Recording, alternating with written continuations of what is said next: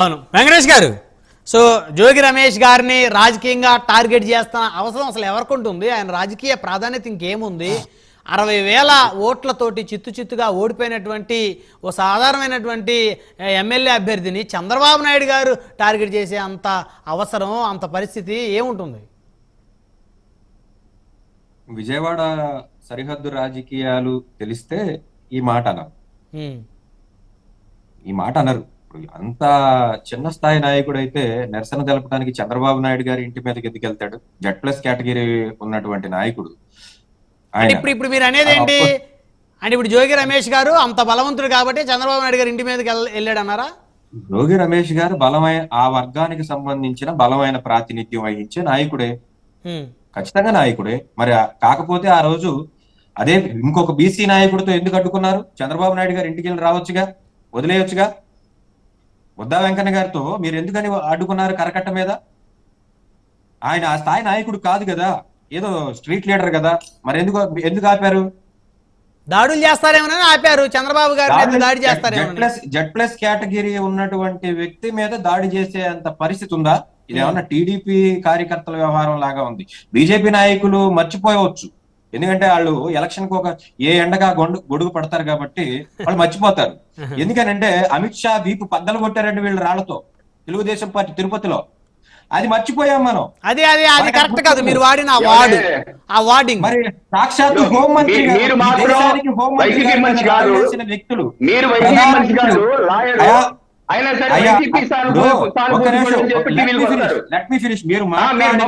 చాలా విషయాలు ఉన్నాయి మాట్లాడాల్సి. కాస్త ఆగండి.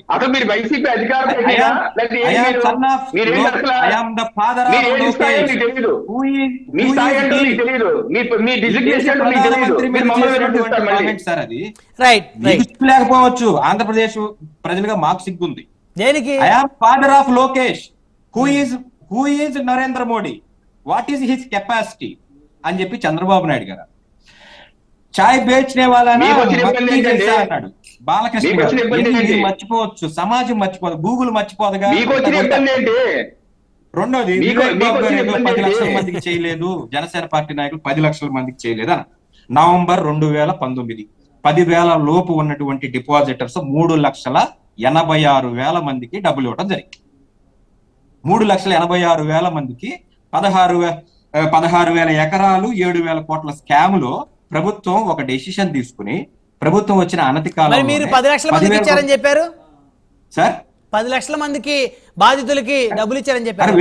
వెయిట్ చేయండి బ్రహ్మనాయుడు గారు, మీకు కూడా అధికార పక్ష నాయకులలాగా తొందర అయితే ఎలాగా? అంటే మీరు చెప్పేది చాలా ఇంట్రెస్టింగ్, అంటే క్యూరియాసిటీ తోటి అడిగానండి. Being a moderator let me finish.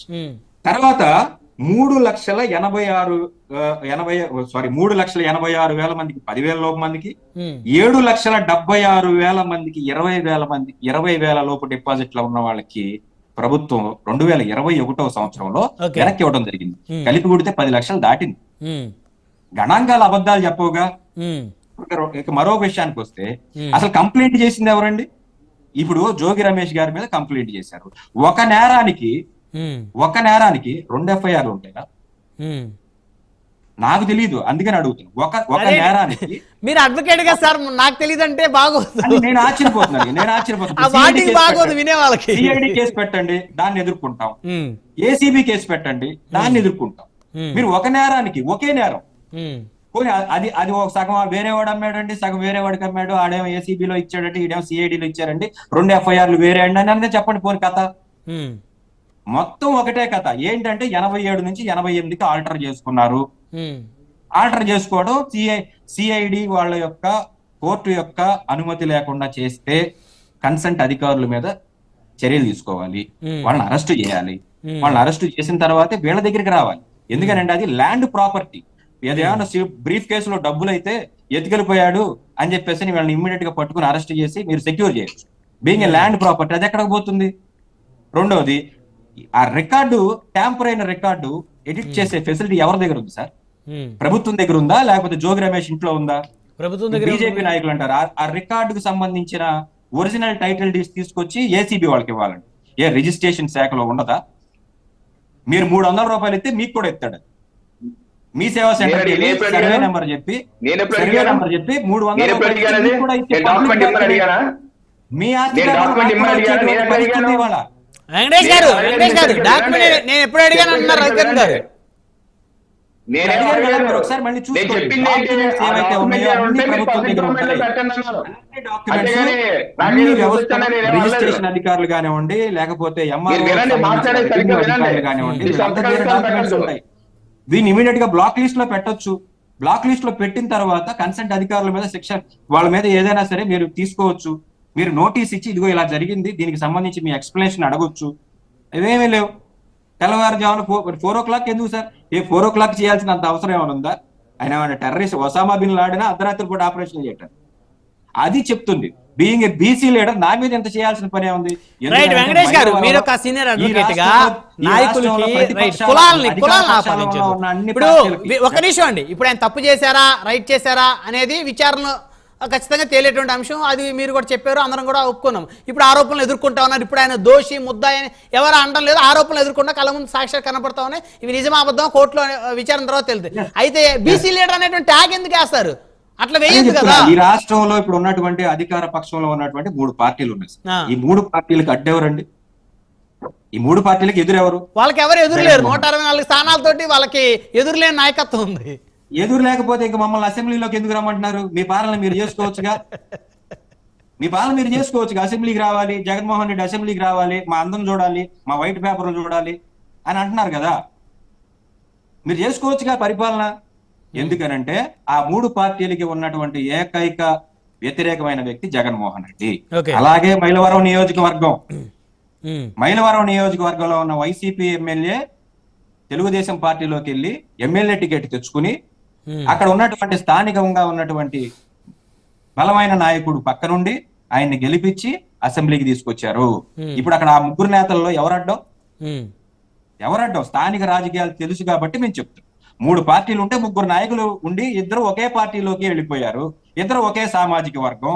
ఇప్పుడు ఈ దాడి జరిగితే బీసీ నాయకుడు ఆక్రందన అని అనక ఏమంటారండి?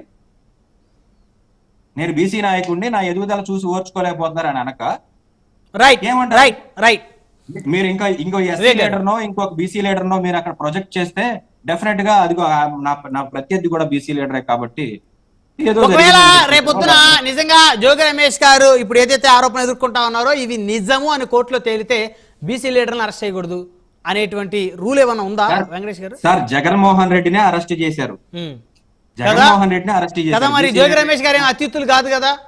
చట్టానికి ఎవరు అతిథులు కాదు. నేను ఎప్పుడు చెప్తూనే ఉంటా, చట్టానికి అంటే నాకు డౌట్ ఉంది. మీరు సీనియర్ అడ్వకేట్ కదా. వెంకటేష్ గారు, ఇప్పుడు ఈ చట్టంలో కూడా ఇప్పుడు ఈ కులం వాళ్ళు ఈ నేరం చేస్తే వారిని అదుపులో తీసుకోకూడదు, విచారం చేయకూడదు అనే ఆంధ్రప్రదేశ్ రాష్ట్రం రాజకీయం మొత్తం కులాల కుంపటిగా మారిపోయినటువంటి ఒక పరిస్థితి. సాక్షాత్తు జనసేన పార్టీ నాయకుడే అరే కనీసం కాపులకి కుల భావన ఉండాలరా, నన్ను గెలిపించుకోండి అని చెప్పేసి మీడియా ముఖంగా మేమెక్కడ వినలా. మీరు వెనకపోతే నేను చూపిస్తా యూట్యూబ్ లో కొట్టి. సరే మళ్ళీ వస్తాను, ఆగండి. వివేక్ గారు, కుల భావన అన్నా లేదు ఆంధ్రాలో కుల భావన అన్నా లేదు, నన్ను 2 చోట్ల ఓడిచ్చారని చెప్పేసి వాపోయినటువంటి పరిస్థితి. కులాన్ని వేరు చేయలేము, ఆంధ్ర రాష్ట్రంలో కులాన్ని వేరు చేయలేము అని చెప్పేసి ఆయన ప్రాధాయపడినటువంటి ఒక పరిస్థితి. నాకేదో కులం అంటదని చెప్పేసి అంటారండి. అంటే నేరం చేసినటువంటి వారికి కులం ఆపాదించొద్దు అంటున్నా, నేను రాజకీయాలకు ఆపాదించొద్దు అంటలేదు సార్. రేపొద్దున ఏం జరుగుతుంది అంటే ఎక్కడైనా ఏదైనా మర్డర్ చేస్తే చేసినటువంటి నిందితుని అదుపులో తీసుకుంటే అయ్యో బీసీ నాయకుని అదుపులో తీసుకున్నారు, అయ్యో ఎస్సీ నాయకుని అదుపులో, నిందితులుగా ఆరోపణలు ఎదుర్కొంటున్న వ్యక్తులకి కులాలుగా ఆపాదించవద్దు. పలానా కులం వాడు కాబట్టి తీసుకెళ్లి లోపలేశారు, తప్పు చేసేవారిని లోపలేస్తారు. ఉండరు సార్ అలాగా. ఏ పార్టీ